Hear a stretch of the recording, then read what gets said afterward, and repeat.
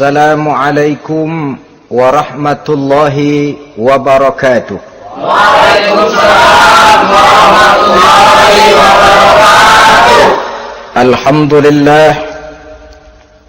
Alhamdulillahil jabbaril qahhar, al-azizil ghaffar, khaliqil jannati wan nar. Wassalatu wassalamu ala sayyidina wa maulana Muhammadinil mukhtar wa ala alihi wa ashabihil athhar. Amma ba'du. Saudara-saudara kaum muslimin rahimakumullah.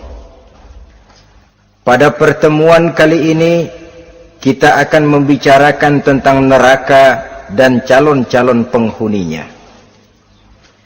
Sesungguhnya kalau kita bicara tentang neraka, artinya kita bicara tentang akhirat. Dan kalau kita bicara tentang akhirat, kita bicara tentang alam gaib yang merupakan salah satu dari rukun iman yang 6, percaya kepada alam gaib. Kalau sudah bicara alam gaib, maka ini di luar batas kemampuan nilai-nilai ilmiah dan di luar batas kemampuan renungan filsafat. Ilmu pengetahuan akan buntu kalau sudah membicarakan alam gaib. Artinya, kehidupan di akhirat itu tidak bisa diteliti secara ilmiah. Filsafat pun akan ngambang kalau sudah membicarakan kehidupan di alam gaib.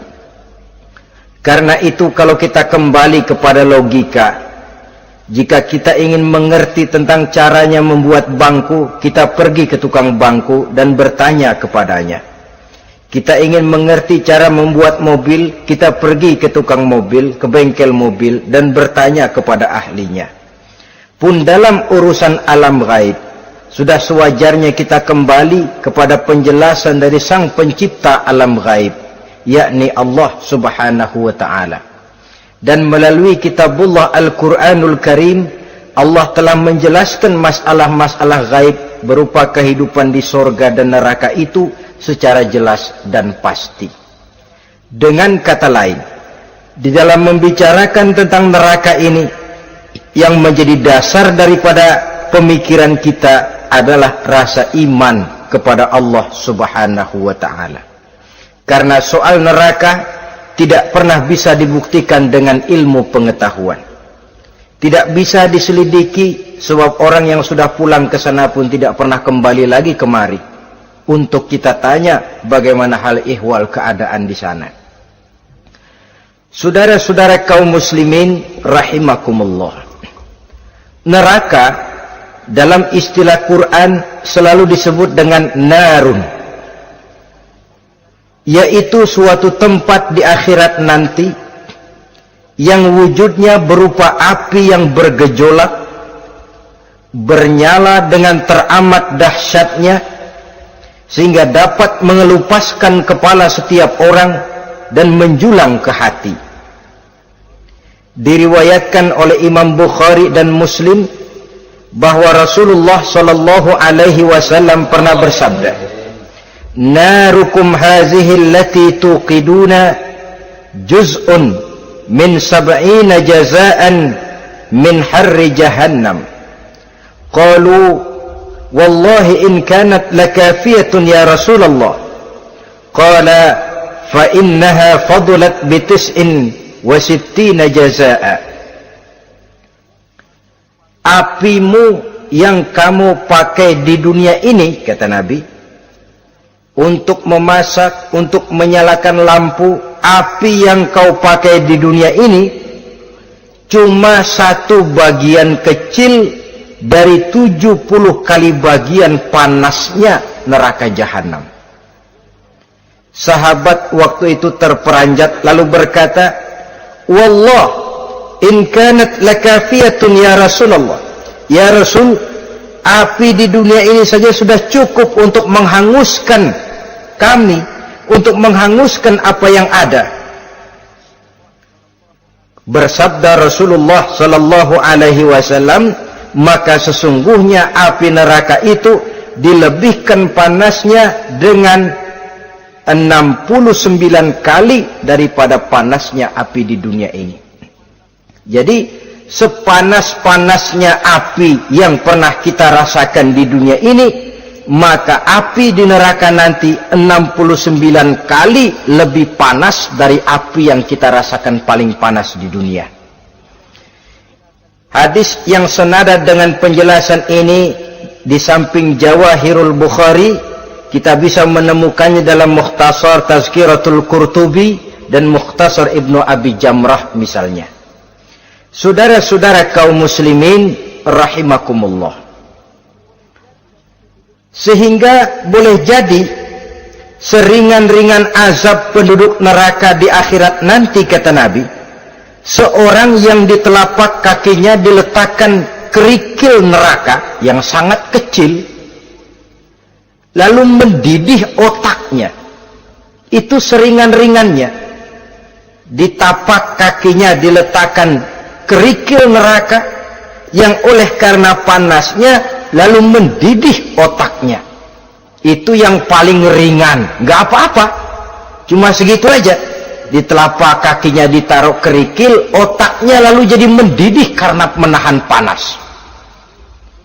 Pantas kalau satu hari Luqmanul Hakim pernah memberikan nasihat kepada anaknya, kata beliau, "Anakku, kerjakanlah dosa seberapa kekuatanmu menanggung azab Allah, dan laksanakan ibadah seberapa hajat dan keperluanmu kepada Allah. Berapa banyak hajatmu kepada Allah, begitulah kamu harus beribadah.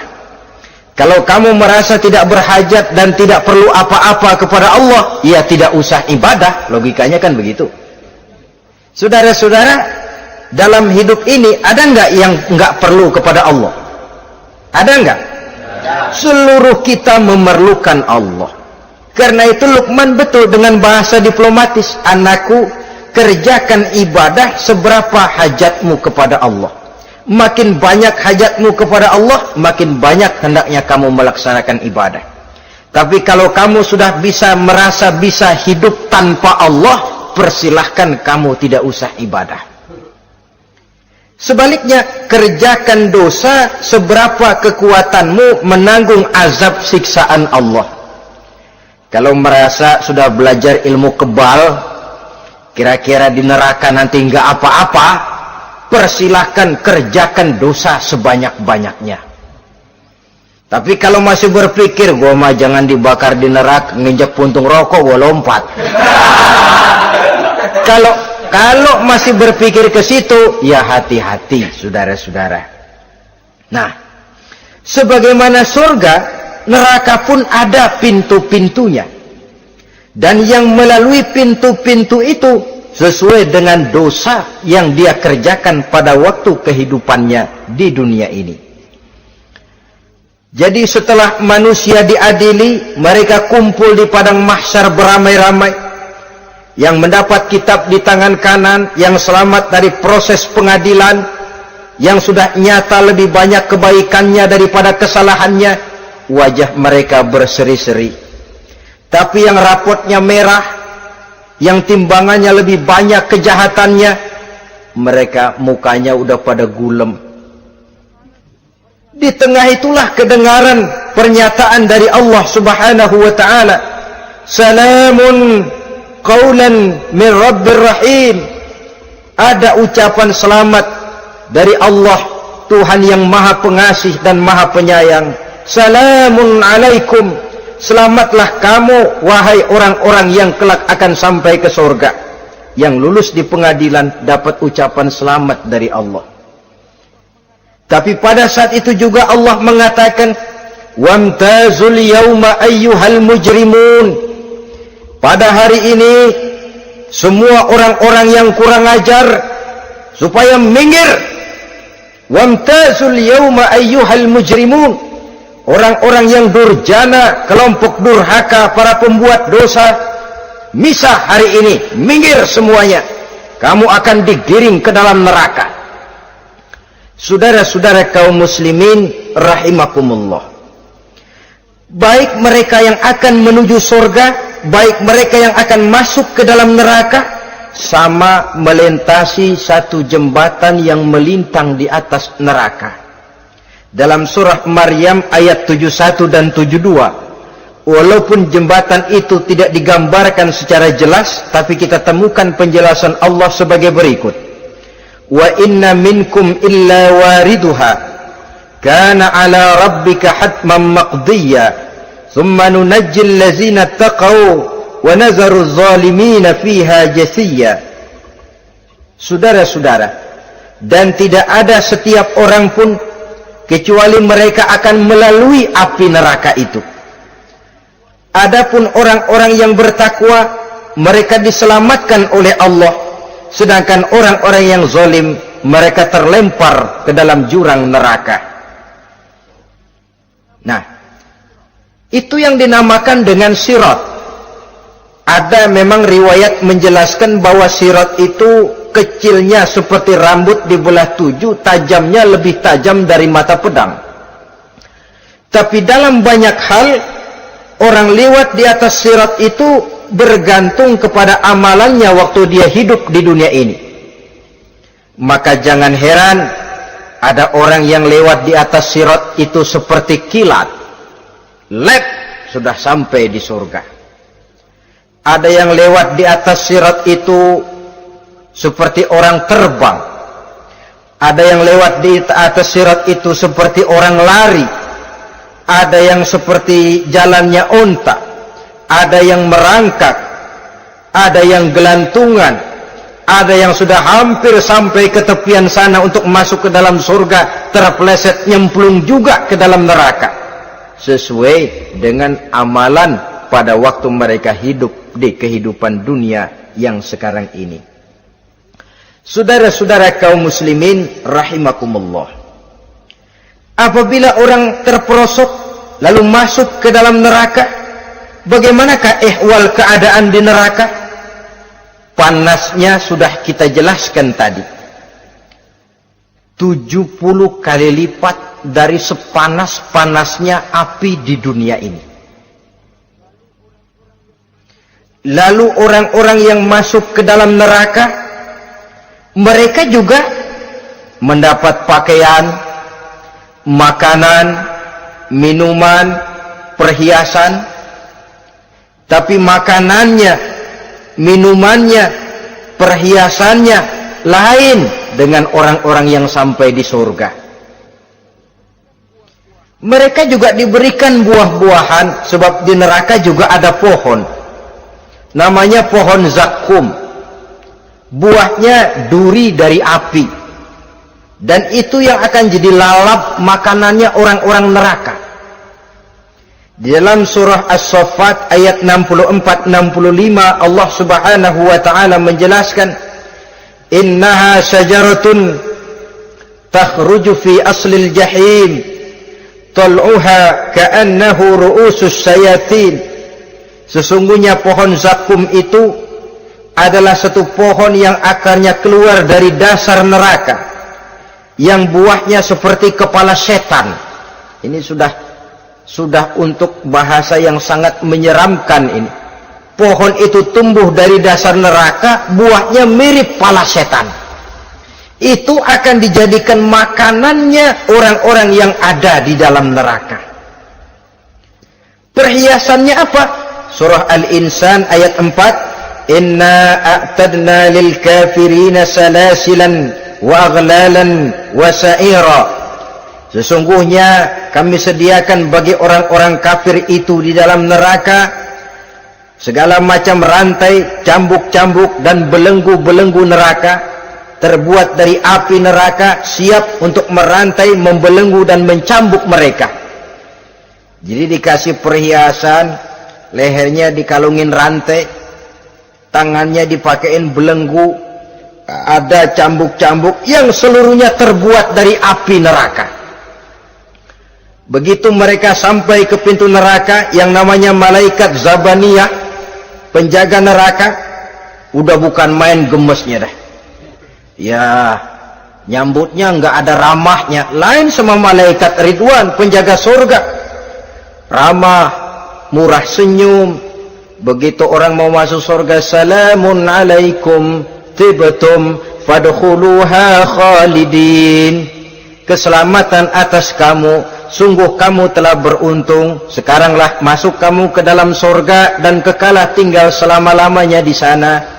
Ramah, murah senyum, selamat datang, selamat tiba di tempat yang penuh kenikmatan. Mari persilahkan. Ini malaikat Ridwan. Malaikat Malik, malaikat Zabaniyah lain lagi. Dia nungguin pabrik. Sadis menerima, matanya melotot. Ini dia manusia-manusia kurang ajar yang waktu di dunia sudah datang para rasul, sudah turun agama, sudah datang Al-Quran, tapi belagak pilon. Sini loh, nih rantai belenggu, lalu dirangkeng, dimasukkan ke dalam neraka. Na'udzubillah summa na'udzubillah. Saudara-saudara, lalu terpikir oleh kita, kalau begitu panasnya api neraka, sekali lempar orang terus mati dong. Ya enak kalau boleh begitu sih. Begitu dilempar ke neraka terus mati, enak. Ternyata tidak. Kepedihan neraka adalah kepedihan yang kekal dan terus menerus. Tidak satu saat pun orang-orang di dalam neraka pernah merasakan kesenangan. Tidak sesaat pun. Kali semenit kayak ngaso, enggak, terus menerus berada dalam kepedihan yang tiada tara. Al-Quran menjelaskan, kullama nadijat juluduhum baddalnahum juludan ghairaha. Apabila hancur kulitnya, kami ganti dengan kulit yang baru. Supaya apa? Liyazukul azab, biar dia rasain azab. Tuh, rasain dulu. Hancur kepalanya, buletin lagi, hancur kulitnya, bikin lagi, berantakan isi perutnya, disempurnakan lagi, digiling lagi, terus menerus begitu. Tidak sedetik pun penduduk neraka itu pernah mengalami istirahat. Barangkali pakai jam istirahat lumayan, ini enggak ada. Ada bel, keneng, istirahat, azab dicabut. Tidak. Terus menerus dan selalu begitu. Satu detik saja pun mereka tidak pernah istirahat dari siksaan dan azab yang mereka terima. Saudara-saudara kaum muslimin rahimakumullah. Lalu bagaimana keadaan mereka? Ada orang-orang di dalam neraka itu yang dikenakan pakaian dari api neraka. Luar biasa. Dikasih pakaian dinas dari api. Kemudian kepalanya dituangi air yang sedang mendidih, yang dengan tuangan air itu dihancur luluhkan segala isi perutnya dan kulit-kulitnya. Setelah itu mereka dicambuk dengan cambuk-cambuk dari besi. Apabila mereka hendak keluar dari neraka, mereka dicampakkan kembali ke dalamnya dan dikatakan kepada mereka, rasakan siksaan yang membakar ini. Dalam surah Al-Hajj ayat 19 sampai 22 kita bisa simak firman Allah Subhanahu wa taala.